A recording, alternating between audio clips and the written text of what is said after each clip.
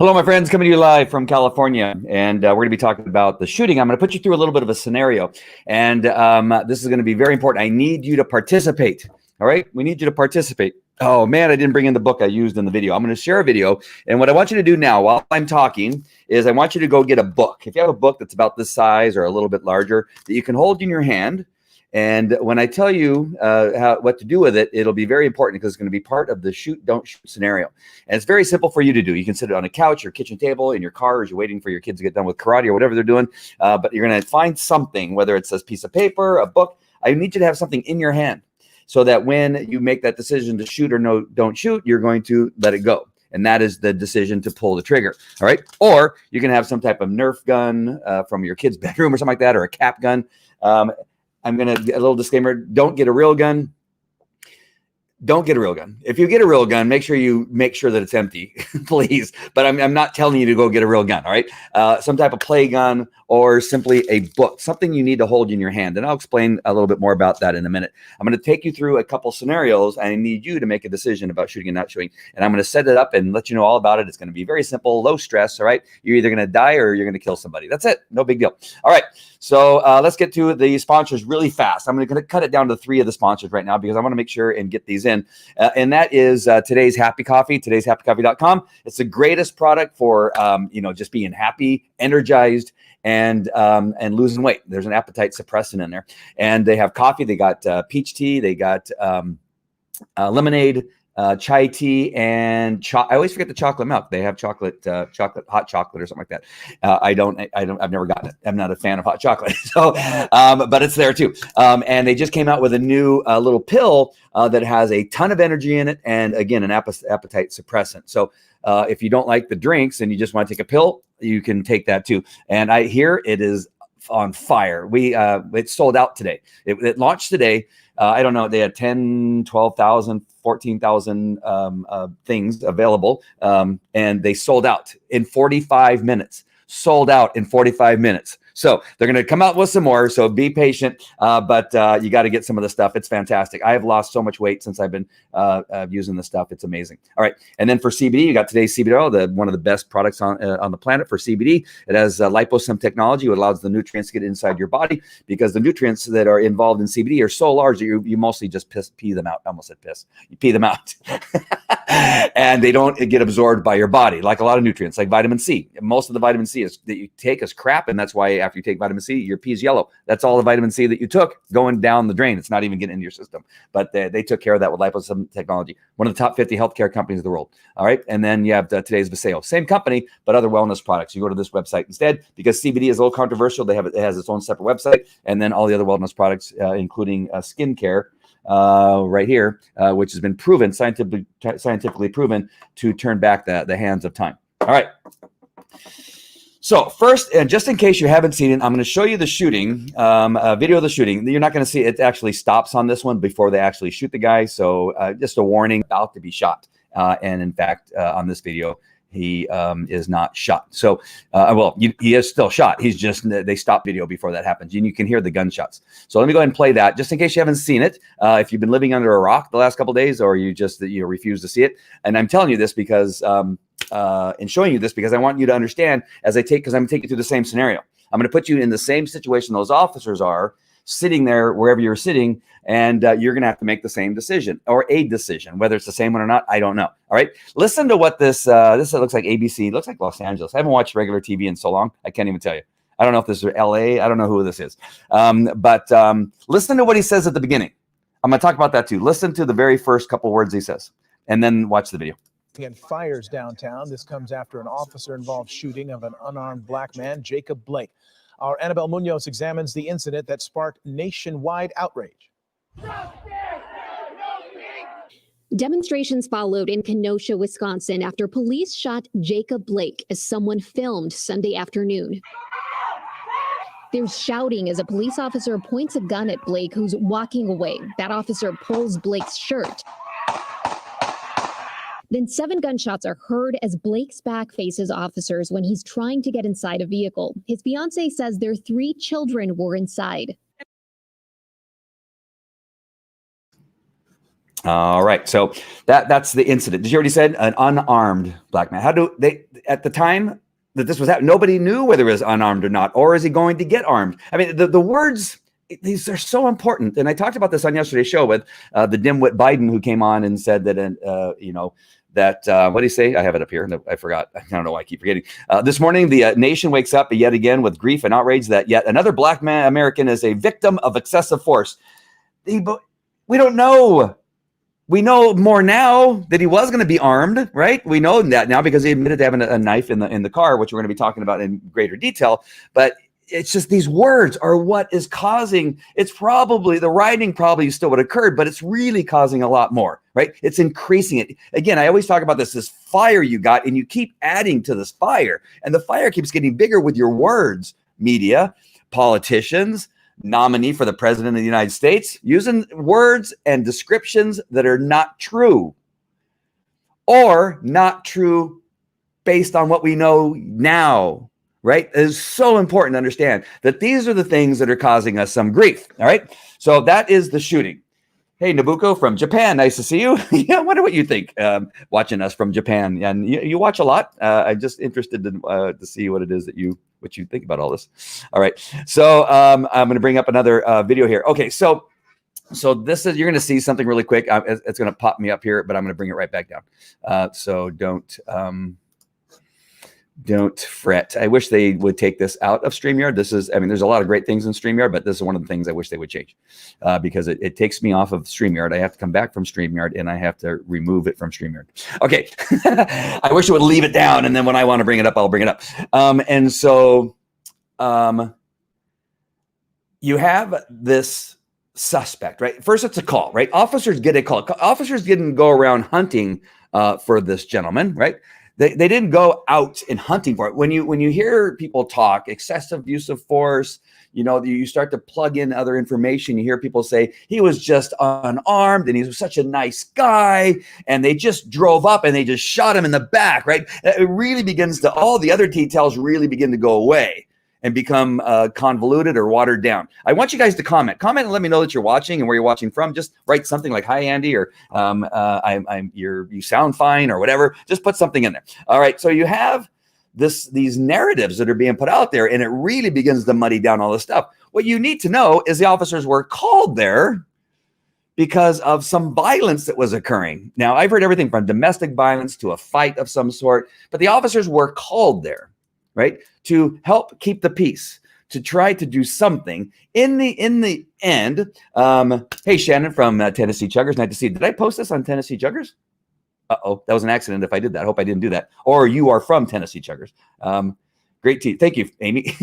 And so they're called there, right, to a fight, and they get in a little bit of a combat with this man, and he is known for having been arrested for domestic violence, sex crimes. He's also known to carry weapons, dangerous weapons, deadly weapons. He's also not cooperating. They're pointing two guns at him and telling him to stop, and he's not stopping, right? So you have all these things. These are the things that really seem to be left out in all the news media, in the dumb NBA, which will never cross my screen ever again. As a matter of fact, I don't know if any professional sports will ever be on my screen ever again. But and the words and the thing, this angel was shot in the back. No, he's a sex criminal. He is a domestic violence criminal. Beats his family, right? He's fighting with the officers. He's been tasered. I forgot that part. He was tasered. That didn't work. He fought off the taser and so that is what we have prior to the shooting. So we have all of that. All right. And I want you to put that in your mind, because you're going to go along with me, right? You're going to either get that book that I told you to get and hold it in your hand, and you're going to hold it like a gun towards your device, whatever you're watching. And I want you to hold it on me, and I'm going to show you a video, right? You're going to hold it on me. And then when you decide to shoot me based on what you see, all right, this is really important. In the video, I'm going to go through this all over again. But I want you to decide to drop what you have, which is pulling the trigger. Dropping that is like pulling the trigger and deciding to kill me. All right. Or if you have I'm not going to do that. I don't want to do that yet, because I don't want you to go out and get a real gun. Go get a Nerf gun or a cap gun, right? Don't go get a real gun, because I'm afraid somebody will get a real gun and forget to unload it and then shoot and kill somebody. Don't get a real gun. All right. I wish I would have put up a disclaimer. Disclaimer: do not Do not get a real gun. Get a play gun or just a book. Really simply just get a book, hold it towards the screen. And then when you decide that you need to take my life because I'm going to kill you if you don't, I need you to drop the book. That is your decision, right? The reason that is because that's the same thing as deciding whether or not to pull the trigger, right? Your eyes have to see something and see it as a threat. That information goes into the brain, processes, right? You decide, oh, shoot, I need to kill you because or else I'm going to die. That information runs down your arm to your hand, and then you decide to pull the trigger. All right. So I want you to kind of have that same little thing, except for you just got to open up your hand and drop it. With a police officer, we have our fingers alongside of a gun, and then we, especially if we're running or moving like these officers were, and then when we decide to shoot, we then have to move our finger down to the trigger and pull the trigger. All right. So there's actually 2 steps to do that. And so that's a lot more time. It's a lot more time. I know it doesn't seem like a lot of time, but I'm telling you, it's a lot more time in reality when it comes to living or dying. Right? A half a second could be the difference between life and death. All right. Understand this. This is what we're taught in the academy. This is the one thing that you don't understand, possibly, if you've never been through the academy, is they teach you how to stay alive. And part of teaching how to stay alive is the time and reaction issues that come, reaction and time, or time and reaction that comes when, thank you, Carmen, when you are making these decisions. There is a lag, right? There is time. Eyeball, see, recognition, make a decision, process it, have your hands do something like pull a trigger, right? There's a lot of stuff that has to happen like that can get fogged by, hey, the guy's black and I really don't want to shoot him because I don't want to go to jail, right? That's one of the things now. It was one of the things back in the 90s when I was a cop after Rodney King. It was one of those things that, oh, we got to be more careful around black people. We have to be slower to react because of the climate that's going on. We have that same climate now. And this is true that every study that I have seen in regard to use of force on the ethnics, the different ethnics, is that different decisions are made sometimes. More white people are more likely to be killed in faster than black people. Why? Because we tend to, as cops, I was a police officer 21 years, in case that hasn't been said, and I've trained police officers all over the world for several years. For 30 some odd years, I've trained police officers in use of force, tactics, canine, all kinds of stuff. So this is something that I do for a living. All right. So there's a lot of things that go into deciding to kill somebody. And one of those things is, shoot, do I have everything that I need to kill him right now?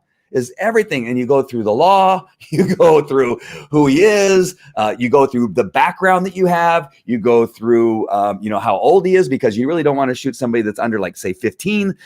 You don't want to shoot somebody that's crazy, like a 5150. That's one of the things that's in, consider whether the guy's, is just crazy and you're just misreading what he's doing. Right. So I want you to understand what it's like. And these decision makings, it's not like the cops, again, just drove up and shot him. Because if you listen to the news and you listen to people talk and politicians, that the cops says, hey, there's a black guy, let's kill him. And they kill him. No, there's a lot of other stuff going on. Wow, I'm having a tough time not cussing today. Who needs a toy? I told you, get a toy gun, David.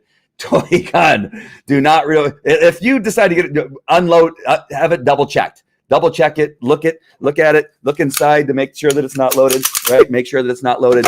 Make sure. Do not get a real gun. And I was trying not to hold that up because I was trying to make sure that I didn't give anybody any bad ideas. Do not get a real gun, toy, or a book and hold it in your hand and then drop it. All right, please.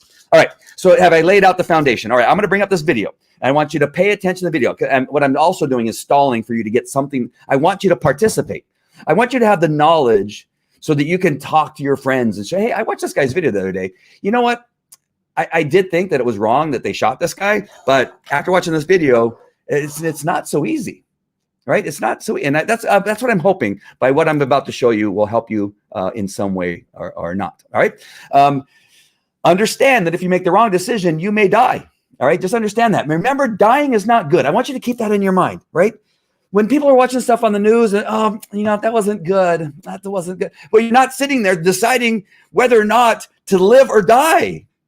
I really want you to kind of get into this for just a second and say, okay, I got to make this decision and I'm going to drop that book. All right. It's not about a book. I'm going to make that decision to drop that book at the moment. And again, I want you to this is different than what happened in this video, slightly different, right? Because there's a reason why. I want you to wait until you see something and then make a decision whether to kill me or not. All right. that the perpetrator, the suspect, the person who is a sexual criminal, a domestic violence, known to carry dangerous weapons, who fought you and fought off a taser, is not following commands, and you're pointing 2 guns at him, and 99.9% of the population in the world would actually stop and put their hands up. This guy's not doing that. They're grabbing on his shirt and he's still walking away. And I want you to have all that information so that when you get to that moment where you're looking at me and you're waiting, right? I want you to be waiting, and you're going to be holding the book, and you're going to go, okay, as soon as I see the deadly weapon, I'm going to drop the book. As soon as you see it, I want you to drop the book. All right. And make a decision whether you're going to die or not, because that's all the information you have. You have a violent suspect, and I believe in there somewhere in some of the things I read that he said he had a knife, or he was going to get a knife, or he's going to kill them. There was something said. I don't know exactly what those words are, but understanding that those words mean something. I've heard people say, well, it doesn't matter what happened before. All that it does matter. All right. And I'm going to say that again on the video. It does matter. Sorry, Everett or Dave, I left your thing up there. All right. Dying is not good. Right. Good. Glad you got that, Carmen. All right. All right. So, okay, you ready? I'm going to play this video. This is at my vehicle, and I'm going to do pretty much the same thing, and you'll see. All right. Listen to the directions. And I'm going to question you about it, and then we're going to watch a couple other news clips, and then maybe you'll look at them slightly differently than maybe you did before. I don't know. I don't know. I know all these people. I know some of you and what your feelings are and this kind of stuff. But I really, and I want you to comment, please. I really, after the video and stuff, I want you to tell me what you thought, if it was worthwhile, if you made a decision. When did you decide to kill me? What did you see? I want to know these kinds of things. So please feel free to do this. All right. So here we go. I'm going to add to the stream. I'm going to get rid of me and make this a little bit larger. And don't make fun of what I'm wearing. I don't know what I was thinking. I should have dressed better. All right. I'm going to mute my mic. So I mute my mic. Here we go. You ready?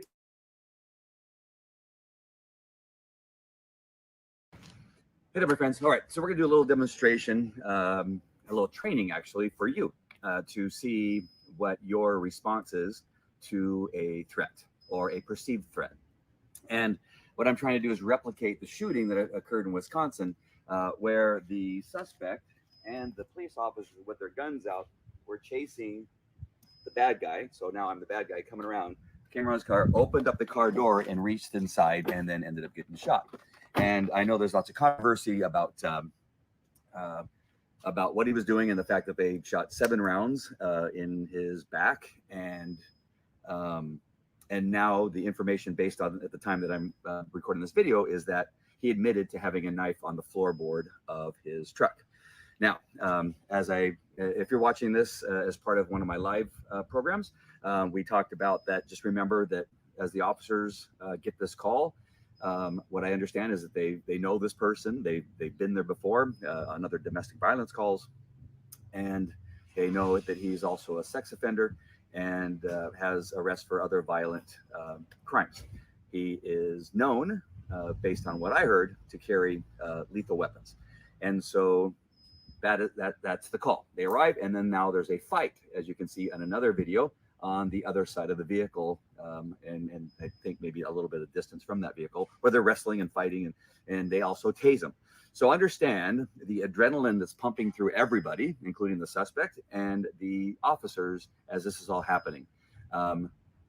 One statement that I heard is that he said he either had a knife on him or he threatened to stab them or shoot them. One of those things happened. So that could either be added or deleted based on whatever it is that you want to do or choose to do. But I'm sure more information will come out later. But what I want to focus on is the adrenaline that has to be pumping right now. They've shot this guy with a taser. They've told him to stop. They're pointing guns at him, where most people, when they have a gun pointed at them, put their hands up and stop. This guy is refusing. What's going on, right? This guy's not responding like 99.9% of the citizenry in the United States of America and basically across the country. If somebody points a gun at you and says freeze, no matter if you're a cop or you're somebody else, you're going to freeze. And so just understand that their thought process may be one of heightened energy, adrenaline. Their brains are working 100 miles an hour trying to figure stuff out. Again, what I said on a Facebook Live that I did the other day, or YouTube Live, is that understand that the idea of a white police officer being confronted with the arrest and now the combat with a black person in our community, as a law enforcement officer of 21 years, there is more hesitancy to use any kind of force because of the climate. And this is going back into the early 2090s when I was a police officer, and it's still true today, if not even more of an issue today. So just understand that. All right, what I want you to do, and again, if you're watching this live, I probably already told you to do this, but I want you to either get a book or a cap gun, or one of your kids' Nerf guns or something like that, where you can pull the trigger and it actually goes click. And if you don't have a gun, and I want you to point it at the screen, make sure that it's empty. All right, make sure it's unloaded, whatever you're using. Just caution, make sure whatever you're using is unloaded. I don't care what it is, a pellet gun, a Nerf gun, whatever. Or it's even safer is getting a book. And what I want you to do is hold the book to the screen like this. And then when you think that it's necessary to shoot and kill me as the suspect, I want you to drop that book. And the reason I do that is because I want there to be something that you do other than just say bang, right? I want there to be something that you have to do. This action is a lot similar to having to pull a trigger. With officers, quite often when we run with a gun, we have our finger outside the trigger guard. And then once we decide to shoot, now we have to put it inside the trigger guard and then pull the trigger. So it's a two-step thing. And so understand that. So what I want you to do, remember, is that when you see the threat, all right, we're going to talk about this in 1 second. When you see the threat and you decide that it's time to kill me, I want you to drop the book, all right? And then we'll decide, did you get killed or did I get killed? Did I get stopped in the action of trying to kill you, or did you lose and get stabbed? All right, and so the basis for that is when you decide to drop the book, right? Did you do it before I was able to get to you and stab you? All right, so I'm going to put this book right here. So as I'm coming around the car, I'm going to do it fast, just like in real life, right? And come in. And as I come back, what I want you to do is identify what I have and make a decision whether to shoot me or not. All right. And it's to replicate what these officers. Remember, you're not huffing and puffing and breathing hard. You haven't just fought with this guy and shot him with a taser, and you are probably just relaxed and at home. And whenever you're watching this, you just woke up in the morning or it's the evening and you're getting ready to relax. So your mindset, your adrenaline isn't flowing. There's things that are a lot different than what these officers are going through. So understand that. So I want you to know that you are actually more clear-headed and able to process in a more relaxed way as opposed to a heightened way, which can either make your decisions better or worse. I felt in many ways when I was called into action, had to make a decision for whatever reason, clarity was pretty easy. And so that, everybody has their own individual thing. So as I'm coming around again, I placed the tripod in my phone at a little bit greater distance than where the officers were when on the particular call in Wisconsin that we're talking about. The officers were actually more like right here. So there's a little bit less time to make a decision based on what it is you see and react to. All right. You are at a better advantage because you're a little bit distant. So you'd be almost more like the backup officer as opposed to the primary officer that was like right here with the guy. Right. And he's trying to make decisions based on what it is that he sees. Okay. So I want you to understand that. All right. So now let me put you in a mindset. I want you to understand this, that you've been fighting with me.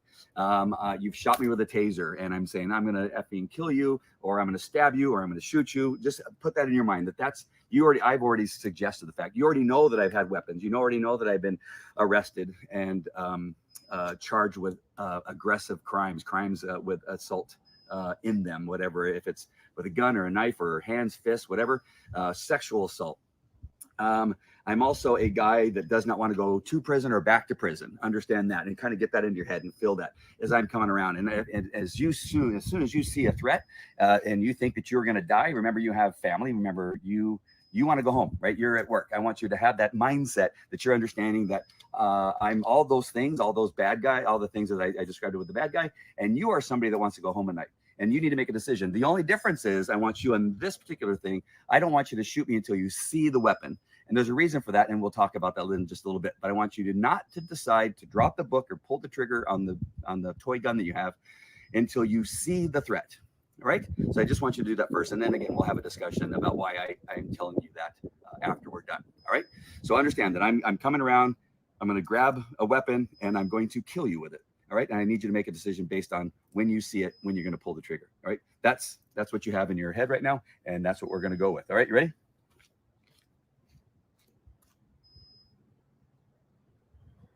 All right. Here we go. All right. Did you shoot me? I'm a cop. Did you shoot me? Because I didn't have a gun. I had a wallet. Did you make the decision to shoot me? Right? You were just fighting with me. True. I said I was a threat to you. I told you I was a threat to you. True. But in the end, at the very last second, I decided, here's my wallet. You know what? And by that, I'm a reserve police officer or a police officer, right? And I'm just wondering, did you shoot me? See, it's not that easy. It's not that easy to make a decision in these types of situations. But why you pulled the trigger, if you did, I would say most people probably pulled the trigger, is because of what you knew about the situation. And you weren't even in the fight.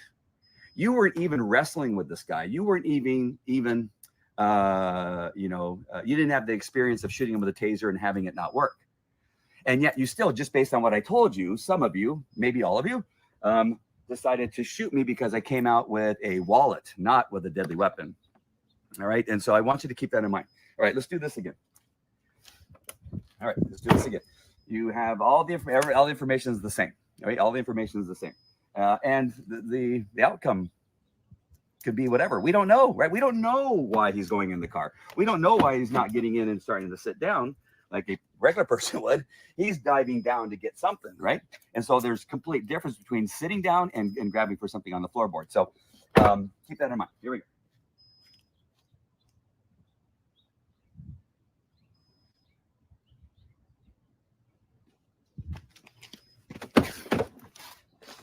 Dead. Did you drop the book or pull the trigger before I stabbed you with this knife? Did you see it fast enough? Did you see how quickly I could move from getting the knife and stabbing you with this knife? Did you pull the trigger in time? Or did you hesitate because of the last scenario? Because you saw a wallet. And now you're thinking, oh no, what's he going to do this time? Is he going to pull out a stuffed animal? Is he going to pull out another weapon? What is he going to do?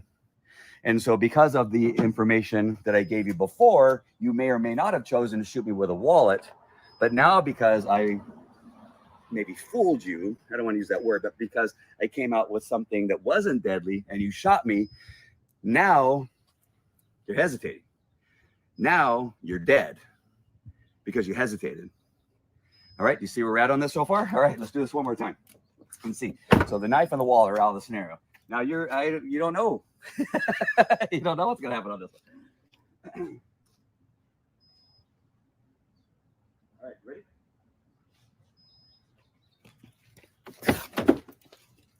Bam! I just shot you. You see my finger right here? Bam! I just shot you. What is it? How fast did that happen? Did you recognize what it was? Did you know if it was a wallet, a gun, a knife? Did you know? No. The answer is no. The answer is this is a difficult situation, and it's hard to win in this situation.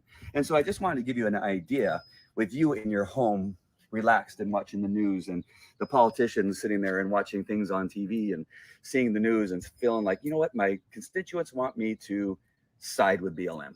My constituents want me to blah, right? Whatever. And you're making decisions based on what other people think about you and not on facts, not on what you know or don't know. See, in this video, I'm hoping will show you that the decision sometimes has to be made when somebody is reaching under, and as you can see now, you don't know what's going to come out. But again, you know that you want to go home to your kids. You know that you're getting paid to do a job, to take people into custody that are dangerous people, sex offender, domestic violence suspect that is proven to be a violent person. He's proven to be violent to his family. He's proven to be a sexual predator.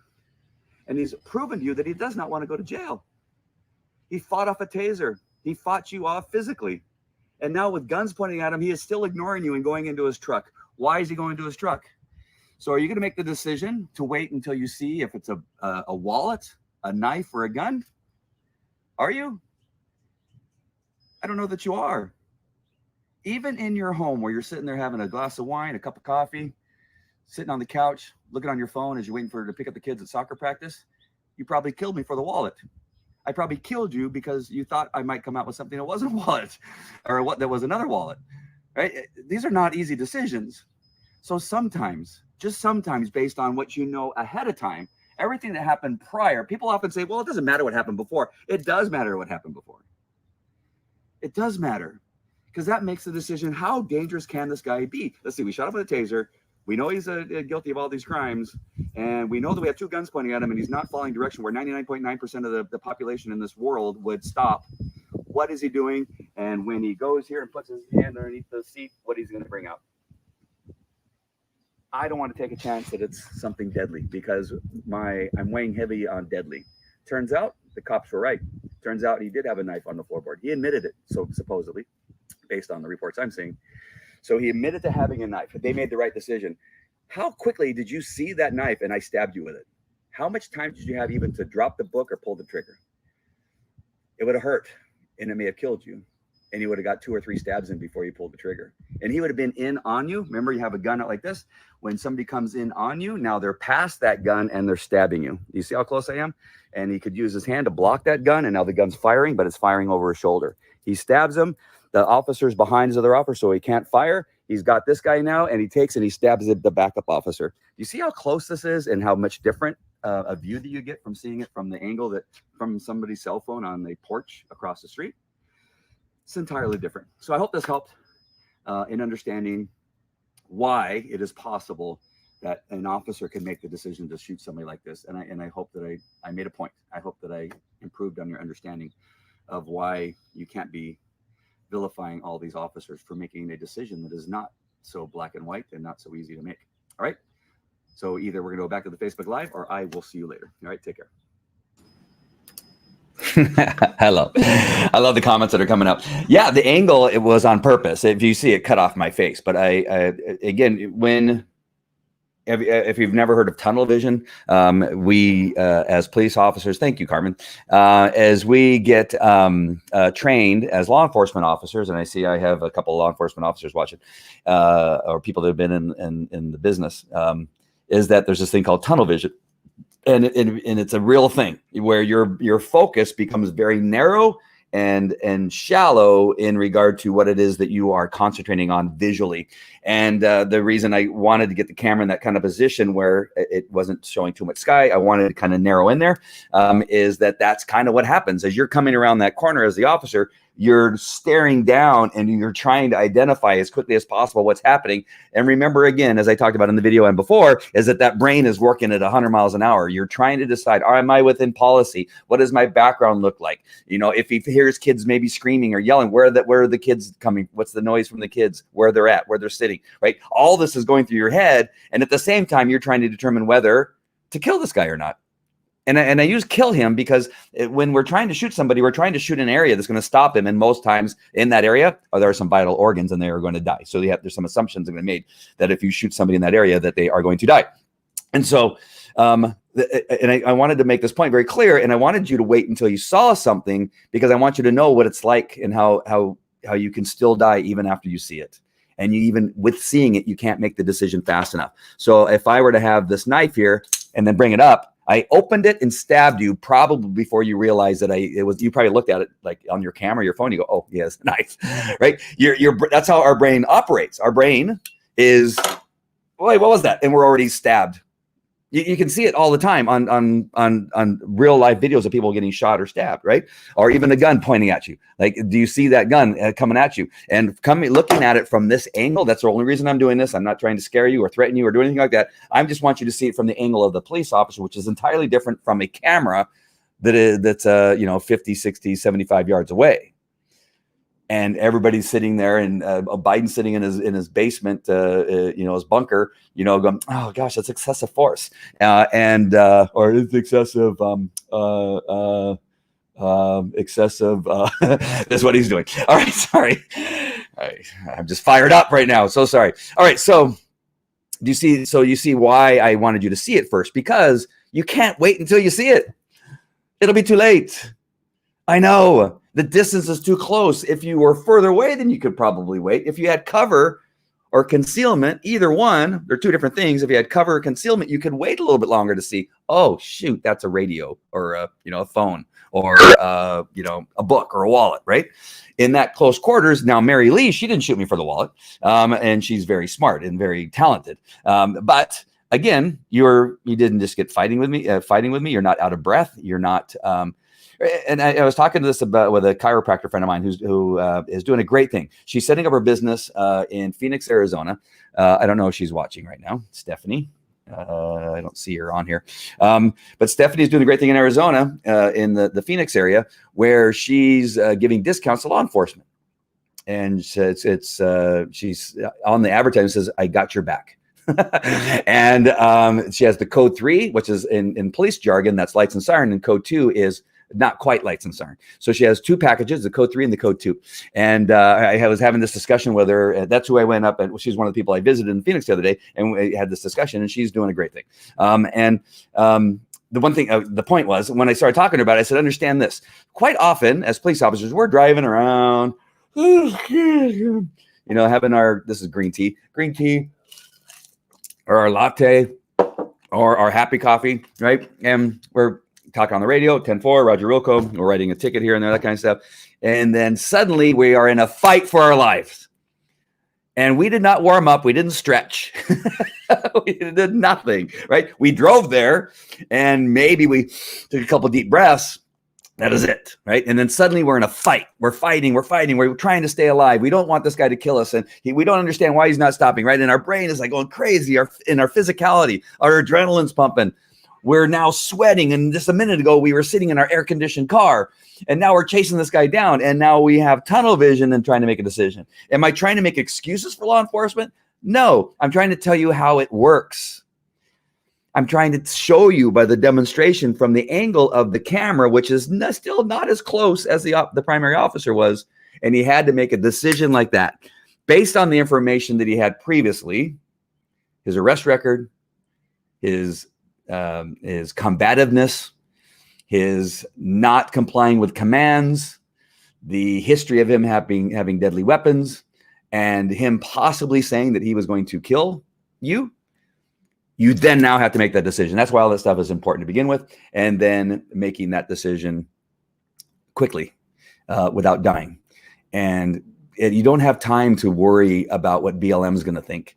You don't have time to worry whether the Wisconsin is going to be burnt down based on that decision. You're simply trying to stay alive, and you do not want to wait for him to pull out whatever's underneath that seat and kill you with it. And so that is why you have to shoot before he does that. It could have been a wallet. It could have been something to clean his windows. But based on everything that happened before, it's more likely that it's going to be a knife or a gun. Turns out it was going to be a knife. And if they would have waited, do you see how fast you can get a knife out and stab somebody with it? Cut them in the throat, stick it in their esophagus, stick it in their groin, because as a police officer, you know that they're wearing a bulletproof vest. Bulletproof vests have sometimes difficulty handling a knife like this. Right, that will go through. It's pretty sharp, and it's pretty. Let me see if I go on the white side. Right, it's a really sharp, and this is a really fantastic knife. It's so sharp, I'm actually afraid of it sometimes because it's so sharp. And look at that action, how it opens up. And that will go right through a forehead. It'll go right through a vest into the heart. It'll go right through the esophagus. It'll go right through the groin. And in your bowels, if you hit something like right above the stomach and open up those intestines, you will die. Do you want to wait until he pulls that knife and stab and go, oh, maybe now I should shoot? No, I am sorry. I am sorry, BLM. I am sorry, Biden. I am sorry, Kamala. But you are on the wrong side of the law. You are on the wrong side of this issue. NBA, all the Nimrods in the NBA, whoever those idiots are, I don't even remember any of their names right now. Again, I understand what you're saying, but most of it is based on a lie. Most of it is based on a myth. And this is one of those situations where I even probably showed you on the other ones too. I gave you some ideas on what to do with that. So don't bring a knife to, exactly. There's a very common saying in law enforcement, never bring a knife to a gunfight. Never. That's what he did. He brought a knife to a gunfight, and or he was going to bring the knife into a gunfight, and he was going to lose. Did you not see not Empire Strikes Back? What's it called? Somebody help me. Hurry. Harrison Ford. Guy pulls he has all these tricks that he does with a knife, and then he shoots him. What is that called? Hurry. I have it on the tip of my tongue. It's going to pop up. I know. I got to guess before it pops up. Shoot. The name of that movie. Oh, Shoot. All right, I give. There's too many people watching for me to continue with this stupidity of trying to remember the name of that stupid movie with Harrison Ford, where he shoots the guy that has a knife. Mary Lee, you got to wonder why a guy would bring out a knife under these circumstances. He knew he was going to jail. His children were watching. I think he wanted to die. You got suicide by cop. That happens all the time, and it's really odd when it happens. You saw the video, maybe. I'm not sure if you saw the video of I think it's another Minneapolis. They're writing again in Minneapolis because the cops were after a suspect. They were running after him. He kind of tried to hide in a group, and as he saw that he was spotted by the cops, he pulls out a gun, puts it in his mouth, and kills himself. Nobody, I don't know why these things. I watched a guy, I pursued a guy for hours through Orange County, Riverside, San Bernardino, back into Anaheim. And as I was talking to him, he had put a gun into his mouth, a 44, right? And had a huge gun, had it in his mouth. And I talked to him for about 45 minutes, maybe an hour, about his family and his children, and that he was going through a divorce and he just simply wanted to see his children. His ex-wife wouldn't let him see his children. And I thought I had him. I thought I had him to the point where he was going to put the gun down and give up. And the sergeant ordered me to do something that I knew was completely wrong. And I told him no. And he says, Andy, I'm ordering you to do this thing, which was move my car back. He wanted me to move my car back because I'm not going to go through the whole thing. Anyway, he told me to move my car back. And I said no. And he ordered me to. And I go, this is a mistake. And I moved the car back. And as I was moving back, I watched him as he looked at me in the eyes and he pulled the trigger and blew the top of his head off. And I don't know. We don't know why these guys do these things. He surely knew they had guns on him. He surely knew the consequences. He surely was resisting. They pulled on a shirt. He pulled against a shirt, and he was going to a place where there was a deadly weapon, which is a knife. And he was shot. He wasn't killed. He was shot. And that's it. That's what happened. It's none of the other things. It's not racist. It's not a bad shooting. It's not excessive force. I'm sorry. Based on what I know now, all right. Some other things could come out, and I'm trying to get people. I'm not. Yeah, this is not going to help Biden because he's never going to see this. This is not going to help that ABC News guy. But I want to give some of you and the people that are watching something to think about, and maybe tell a friend who's like, "Oh, that is so bad, and that's excessive force, and cops suck, and they all need to die," as somebody said that on my Facebook post that I had today. What did he write? I'm going to go to that last thing that he wrote, and then I have two more videos I want to show you really quick. And I'm so sorry. Let me just find out. This is this kind of stuff I'm getting. Gosh darn it. Hopefully I can find it fast. Go to my page here.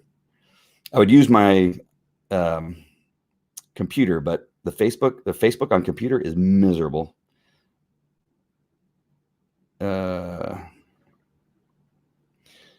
Hold on. I'm almost there. Oh, there's the post. All right. Here's the comment. The comment is, what does that matter? Talking about the knife, right? So the comment is, what does that matter? Shot 7 times in the back at point blank range. Excessive deadly force was used. The LEO should be in prison facing the death penalty. Really? Based on what I showed you?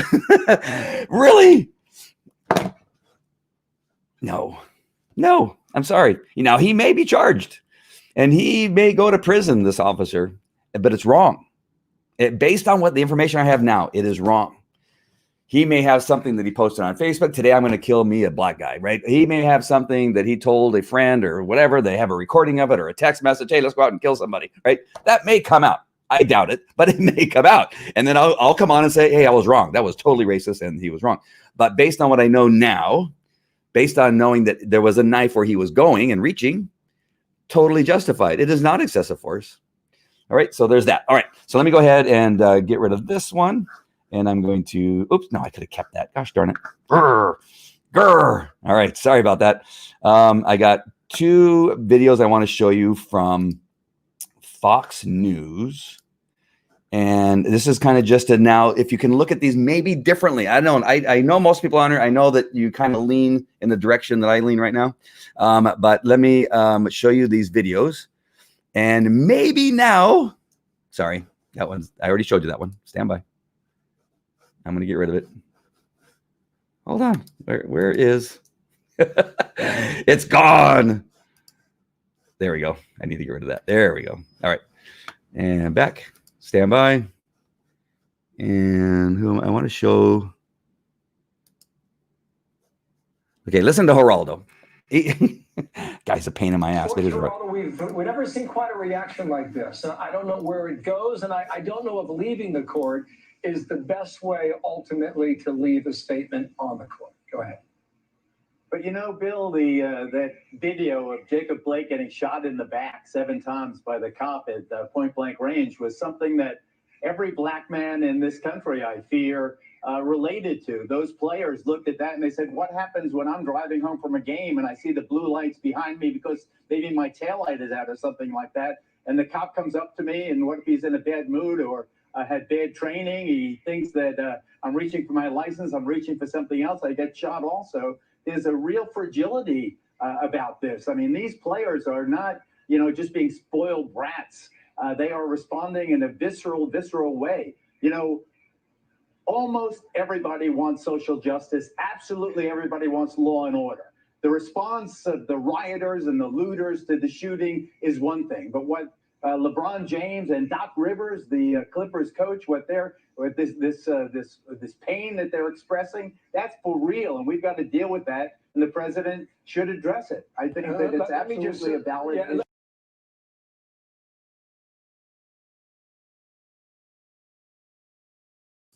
Sorry about that. I muted my mic because I don't want you to have to hear that echo. And so I think you see my point. My point is the rhetoric about the shooting, how he starts it, whether they feel that there's injustice and that kind of stuff, with, maybe they're prosecuted for, that is a discussion that surely can be had.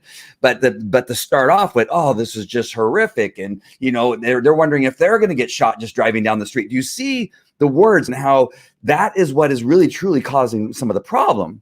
Instead of saying, you know what, this is horrible, I hate the way that it looks, but we need to find out more. That is a tough position for those officers to be in. It's why wasn't he listening? Why wasn't he following direction? They forget all the other stuff when they're having this discussion. Do you see what I mean? That these are the things that really,